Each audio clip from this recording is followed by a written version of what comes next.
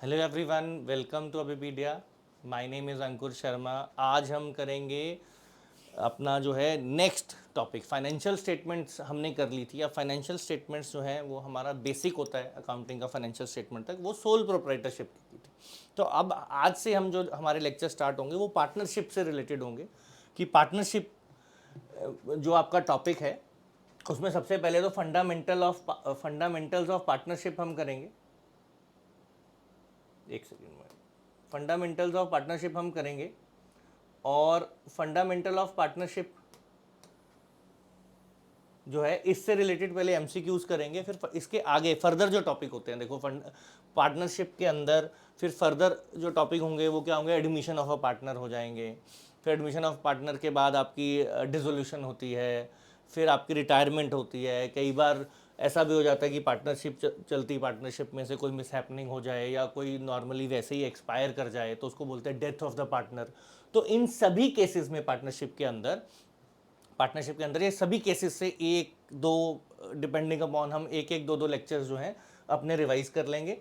मतलब से हम एमसीक्यूज जो है रिवाइज करेंगे। तो अगला जो हमारा जो मेन हम एमसीक्यूज करेंगे वो पार्टनरशिप के टॉपिक से रिलेटेड करेंगे जो हमारी नेक्स्ट क्लासेस रहेंगी। तो एक एक दो दो वो मैं अपने रिक्वायरमेंट के अकॉर्डिंग, आपके जो सिलेबस के अकॉर्डिंग मैं आपको क्वेश्चंस पिक करके वो मैं खुद देख लूँगा किस टॉपिक से कितने लेक्चर हमने जो हैं वो कितने एमसीक्यू सेशंस हमने लगाने हैं।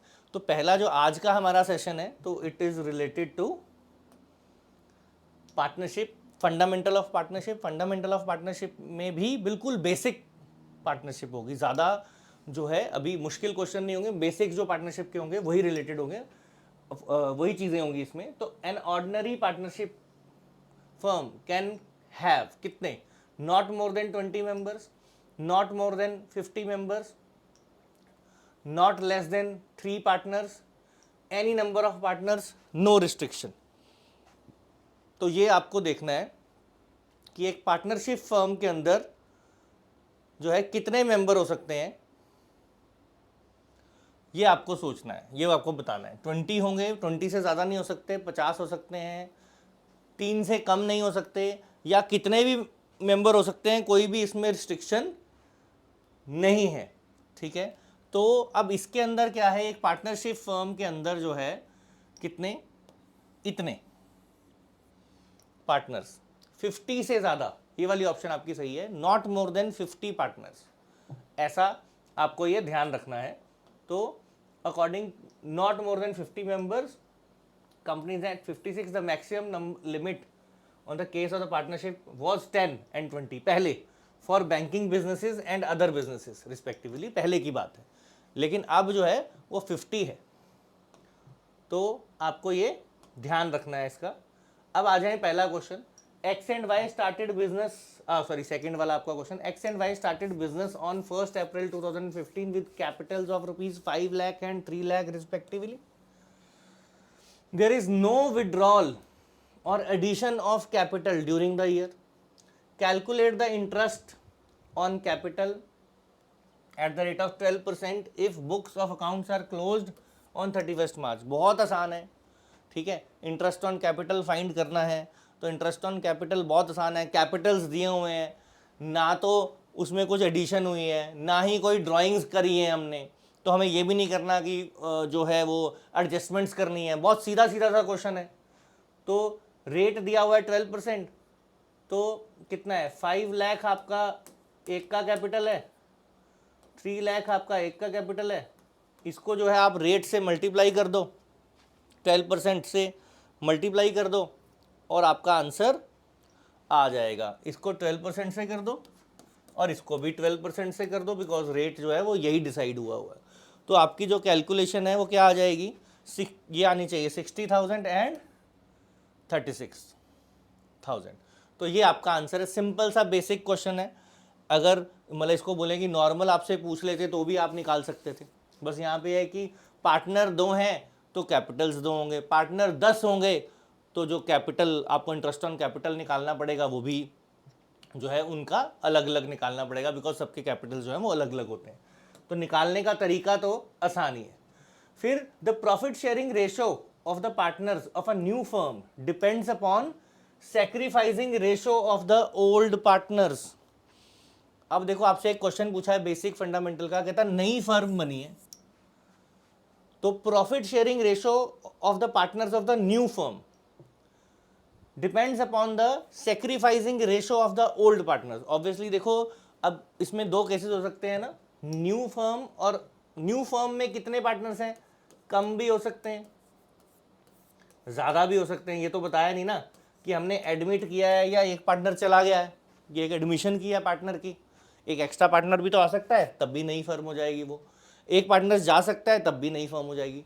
तो ये जो भी, चाहे वो किसी भी तरह की फर्म हो, मतलब चाहे आपका एडमिशन की वजह से न्यू फर्म बनी हो, नया पार्टनर आया हो, या एक पार्टनर चला गया हो, दोनों ही केसेस में सैक्रिफाइसिंग रेशो जो है वो बहुत इंपॉर्टेंट होता है ओल्ड पार्टनर्स का, क्योंकि इसके बेसिस पे ही आप जो है वो, ये ट्रू है स्टेटमेंट, इसके बेसिस पे ही जो है नई फर्म का प्रॉफिट शेयरिंग रेशो निकलता है। ठीक है, तो जो भी आपका रेशो होता है, ओल्ड जो रेशोज होते हैं उनमें ये सैक्रिफाइसिंग रेशो को आप एडजस्ट करते हैं तभी आपकी न्यू फर्म के रेशोज आते हैं। तो आपको ध्यान रखना है sacrificing ratio is very important for the calculation of ratio, profit sharing ratio of the new firm. अब mister A and B started business on 1 April 2006। Calculate interest on drawings निकालना है 10% per annum for the year ending 31 December. ठीक है, if he withdrew 3600 at the end of every quarter, तो हर quarter के and पे कितना कैलकुलेशन जो है इंटरेस्ट ऑन कैपिटल निकालना है आपको इसका। हर क्वार्टर के एंड पे अगर उसने विड्रॉ किया है तो आपको समझना है कि उसने बिजनेस स्टार्ट किया इस डेट को, और ईयर एंडिंग हो रहा है आपका, ईयर कब एंड हो रहा है, ईयर एंड हो रहा है आपका 36 दिसंबर को। तो आपको कैलकुलेशन करनी है। कैसे कैलकुलेशन करोगे बताओ ज़रा मुझे। एक तो पहले कैलकुलेट करो कि eight the end of every quarter जो है ना, वो कैलकुलेशन रहेगी, कैलकुलेशन करनी है आपको eight the end of every quarter. तो आपको देखना है कि कितना, पहले तो आप देखो कितना जो है विड्रॉ करेगा वो। तो ईयर हमें कैलकुलेट करना है every quarter of the end of the year. तो एवरी, अब आप इसको ये देखना है कितने क्वार्टर हैं इसमें। चलो हम ऐसा करते हैं, थोड़ा इजी कर लेते हैं फिलहाल के लिए, इसको कर देते हैं 31 मार्च ही कर देते हैं, है ना, थोड़ा सा आपके लिए इजी हो जाएगा, कॉम्प्लिकेट नहीं रहेगा। अभी हम पहले उसमें कर रहे हैं तो आंसर्स भी थोड़े डिफरेंट आएंगे।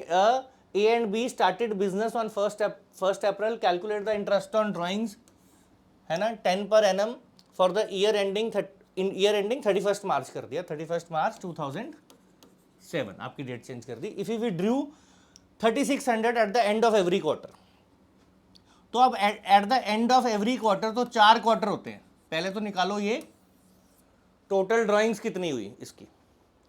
ठीक है, तो ये टोटल ड्राइंग्स आपकी हो जाएंगी 1440। 1 ईयर में जो है 4 क्वार्टर्स होते हैं, है ना, तो इतना टोटल ड्राइंग्स हो गया। अब टोटल ड्राइंग्स करने के बाद आपको क्या करना है, इसको जो है मल्टीप्लाई करेंगे। किससे मल्टीप्लाई करेंगे, 10% से।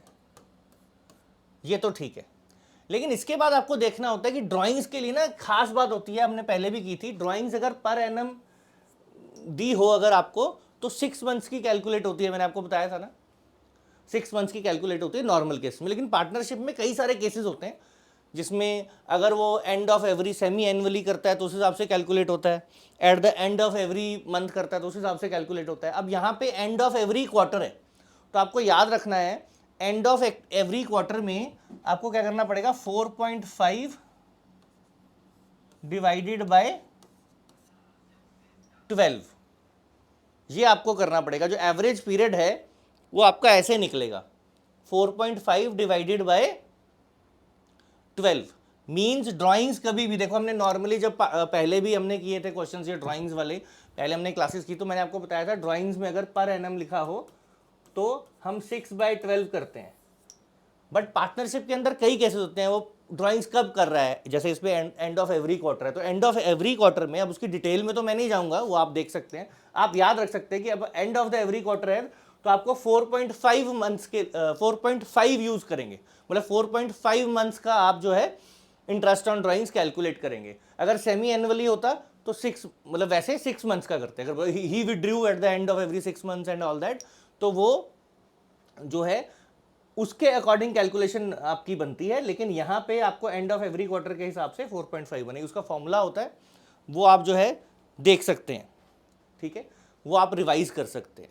तो इसमें एंड ऑफ एवरी मंथ के हिसाब से भी होता है, at the mid of every month के हिसाब से भी होता है कि ड्राइंग्स कब कर रहा है, तो that you can do. But अगर end of the every when equal amounts are withdrawn at the end of each quarter, the interest on drawings calculated on an average period of 4.5 months। तो ऐसे करके आपकी calculation हो जाएगी, 540 आपका answer आ जाएगा और डी आपका ऑप्शन हो जाएगा, ठीक है। तो आपको ये याद रखना है, eight the end of every month हो तो उस हिसाब से कैलकुलेशन होती है, वो फिर उसकी डिटेल में अभी मैं नहीं जाऊँगा, वो आप रिवाइज कर सकते हैं अपना, आपको याद हो जाए, आप सीधा जो है याद कर सकते हैं इन सारी चीज़ों की। आप eight the end of every month में क्या करते हैं, at the beginning of every month में क्या करते हैं, ठीक है, और at the beginning of every quarter में क्या करते हैं, ऐसा सारी चीज़ें जो हैं आप वो देख सकते हैं। अब which of the following are methods of calculating goodwill, goodwill निकालने के इनमें से कौन से मेथड जो हैं वो यूज हो सकते हैं? Average profit method, super profit method, capitalisation method, इनमें से कौन सा मेथड जो है वो आप यूज कर सकते हैं किसके लिए? कैलकुलेशन ऑफ गुडविल के लिए। गुडविल कैलकुलेशन करनी पड़ती है ना, पार्टनरशिप में खास करके काफ़ी बार करनी पड़ती है, क्योंकि कई बार पार्टनर आता है, कई बार पार्टनर जाता है, तो ये गुडविल बहुत इंपॉर्टेंट टॉपिक होता है पार्टनरशिप के अंदर। तो इसको अगर कैलकुलेट करना है गुडविल को, तो कैसे कैलकुलेट किया जा सकता है? इन तीनों के तीनों मेथड से कैलकुलेट किया जा सकता है। तो ऑल ऑफ द अबव जो है आपका ऑप्शन है इस केस में। फिर हम आ जाएं, goodwill is an asset that represents companies reputation, market value of companies trade name, the present value of future earning in excess of normal earnings prevalent in the trade industry. तो इनमें से कौन सी चीज़ जो है वो गुडविल जो है वो रिप्रेजेंट करती है, आपको ये बताना है। इनमें से गुडविल क्या करती है, तो आपको समझना है गुडविल क्या करती है। कंपनीज रेपुटेशन, ये नहीं, जो मेन आपको ये समझिए, स्टेटमेंट को ध्यान से समझना है। तो present value of the future earnings in excess of normal earnings prevalent in the trade और इंडस्ट्री, मतलब गुडविल कहती है कि present value of future earning in excess of normal earnings, कि नॉर्मली जो एक फर्म वहां पे कमाएगी, नॉर्मली एक trade earning, normal trade prevalent जो इंडस्ट्री है उसके अंदर जो नॉर्मल अर्निंग्स होती हैं, नॉर्मली जो हर फर्म कमाती है, ठीक है, तो उससे जितना एक्सेस फर्म आपकी जो है इस गुडविल की वजह से कमाएगी। तो ये टेक्निकल है थोड़ा सा, तो उसको ध्यान से समझना है। Goodwill is an asset that represent the present value of the future, future में जो हमने कमाना है उसकी प्रेजेंट वैल्यू बताती है, ठीक है। और किससे कंपैरिजन में बताती है? नॉर्मली जो इंडस्ट्री में आपकी अर्निंग्स हैं उससे वो कितना ज्यादा आप कमा पा रहे हो, ये गुडविल से पता लगता है, ये गुडविल की वजह से आपको मिलता है, ठीक है। आप जो मेन जो ये गुडविल की जो टेक्निकल डेफिनेशन होती है वो ये होती है। ऐसे तो हम नॉर्मली तो कहते हैं ना, रेपुटेशन होती है, market value of companies trade name, नहीं, गुडविल का मतलब होता है कि आज हम प्रोडक्ट लॉन्च कर देंगे तो उन्हें पता ही है कि इतने तो पक्का बिक जाएंगे, या एक लॉट जो हम बनाएंगे, कोक है, पेप्सी, उनको पता है कि एक लॉट जो हम बनाएंगे एक तो ये तो बिक ही जाएगा, ठीक है। नॉर्मली अगर कोई और कंपनी शायद लॉन्च करे तो मे बी उनका इतना ना बिके, पर जो ब्रांडेड है, ब्रांड नेम जिनकी गुडविल है मार्केट में, है ना, तो गुडविल क्या रिप्रेजेंट करती है? The present value of future earnings in excess of the normal earnings prevalent in the trade industry. Normal से ज्यादा जो आपको अर्निंग मिलेगी वो गुडविल होती है, वो गुडविल की वजह से मिलती है, इसलिए गुडविल को हम ऐसे डिफाइन करते हैं टेक्निकली। अब which of the following items are added to the previous year profit for finding profits for the valuation of goodwill? Which of the following items are added to previous year profit for finding the profits for valuation of goodwill? मतलब goodwill को value करना है, तो इनमें से कौन सा जो है, कौन सी चीजें जो हैं हमें वो गुडविल में ऐड करनी पड़ती हैं? मतलब गुडविल निकालने के लिए प्रॉफिट में ऐड करनी पड़ती है पिछले साल के। Loss due to fire, voluntary retirement compensation paid, loss on sale of fixed asset. तो अगर आपको गुडविल वैल्यू करनी है तो गुडविल की वैल्यूएशन में जो हम प्रॉफिट यूज करते हैं, वो प्रॉफिट हमने जो यूज करना है उसमें ये चीजें, loss due to fire, voluntary retirement compensation आपने पे की है, या लॉस हुआ सेल ऑफ एसेट की वजह से, इनमें से कौन सा जो है वो हमें क्या करना है, ऐड करना है, ये आपको बताना है। तो आपको समझना है कि ये तीनों ही आपको ऐड बैक कर रहे हैं, बिकॉज ये नॉर्मली जो है वो नॉर्मल ट्रेड एक्टिविटीज से रिलेटेड नहीं है आपके, तो इसलिए इनको हम ऐड कर देंगे। ठीक है जी, नेक्स्ट आ गया आपका partners capital eight the end of the year was 3 lakh, his share of profit for the year was 60 and he had drawn 20,000 from the firm during the year, then his capital at the beginning of the year was, ये हमने financial statement में भी ऐसे question किए थे, है ना, capital निकालना होता था तो वही यूज करेंगे। Partners capital eight the and दिया हुआ है, यानी कि क्लोजिंग कैपिटल दिया हुआ है, तो क्लोजिंग कैपिटल के अंदर आप ये देखेंगे कि his share of profit was 60 and he had drawn 20,000 from the firm during the year। तो ओपनिंग कैपिटल निकालना है, निकाल दो फटाफट से, ये तो आना चाहिए आपको। तो ओपनिंग कैपिटल निकालेंगे, कैसे निकालेंगे? ये जो आपका 3 लाख है इसके अंदर ड्राइंग्स जो है वो ऐड कर देंगे और जो प्रॉफिट जो है वो माइनस कर देंगे। तो 3 लाख में, इस 3 लाख में प्लस कर देंगे आपकी 20,000 की ड्राइंग्स और माइनस कर देंगे 60,000 के प्रॉफिट्स।